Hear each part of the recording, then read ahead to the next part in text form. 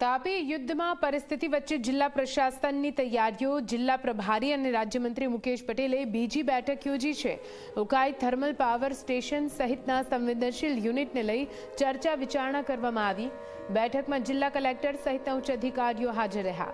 અજાણ્યા લોકો સંવેદનશીલ વિસ્તારમાં પ્રવેશ ન કરે તે માટે તૈયારીઓ અને ખોટી માહિતીથી ન ડરવા લોકોને રાજ્યમંત્રીની અપીલ છે।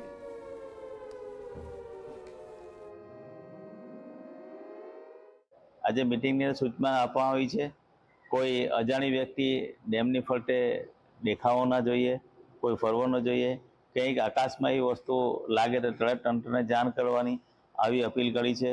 સાથે સાથે આપના માધ્યમથી હું અહીંયાના લોકોને પણ અપીલ કરવા માગું છું, કોઈ એવી અફવા આવે તો અફવામાં દોહરાશો નહીં। તંત્ર એની રીતે કામ કરી રહ્યું છે, કોઈ અફવામાં આવે નહીં।